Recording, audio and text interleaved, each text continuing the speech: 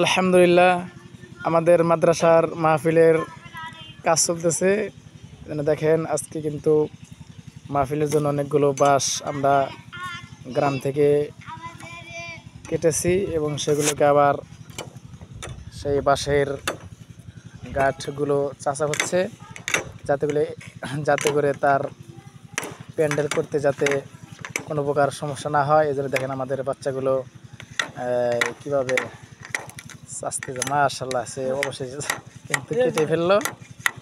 দেখেন এরা কিন্তু বাঁশগুলো চাচতেছে। আপনার সকলেই দোয়া করবেন আল্লাহ তাআলা যেন আমাদের মাহফিলকে কবুল করে এবং এই মাহফিলে যাদেরকে দাওয়াত করা হয়েছে দেশের বিভিন্ন জায়গা থেকে তারা আসবে, যাতে তারা সহি সালেম মতে আমাদের মাহফিল পর্যন্ত পৌঁছতে পারে।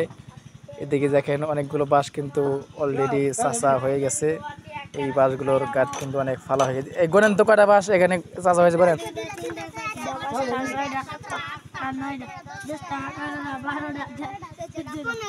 কটা? 15। মাশাআল্লাহ, আমাদের কিন্তু অলরেডি 15টা বাঁশ চাচা হয়ে গেছে। এগুলা দিয়ে কিন্তু আমরা প্যান্ডেলের উপরের সামিয়ানার উপরে যে সামিয়ানাটা হবে সেই সামিয়ানার কাজটা করব। 13টা মাশাআল্লাহ। হ্যাঁ, এই যে একটা হয়ে গেছে, এই যে একটা হয়ে গেছে। আমাদের একজন নিয়ে আনতেছেন, সে কিন্তু আমাদের এই বাস আজকে শুরু থেকে মোটামুটি ছিলেন। সে বাসগুলো অনেক আসছে এবং আনছে। ইনি কিন্তু মাদ্রাসা অনেক কাজ করে। আমাদের এই শিশুগুলো কিন্তু অনেক কাজ করতেছে। দেখেন অনেকগুলা বাস কিন্তু তোলা হয়েছে।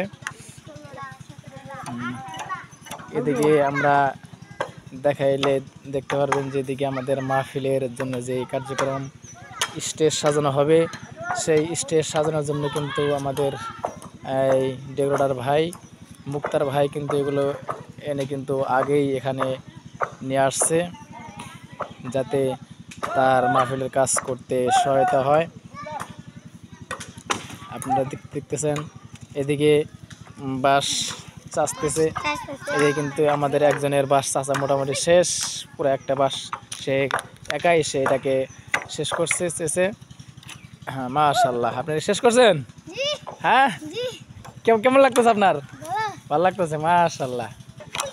দেখেন ইনি কিন্তু বাঁশ চাচতে পারতেছে না, তবুও সে কিন্তু অনেক কষ্ট করে বাঁশ চাচতেছে। দেখেন আমাদের আরেকজন কিন্তু নাকি দৌড়ে আসতেছে। এই থামেন, আপনি কি দৌড়ে আসতেছেন? হাতে এটা কি দাওতে কি করবেন? ও মাদ্রাসার মাহফিল, এই জন্য বাঁশ কাটার জন্য আসছেন। বাঁশ তো কাটা শেষ, কি করবেন এখন? বাঁশ কি করবেন? চাচবেন এই যে কাঠগুলো ফালাবেন, তাই তো? আচ্ছা দেখি কাঠগুলো ফালান, দেখি কেমন করে ফালান।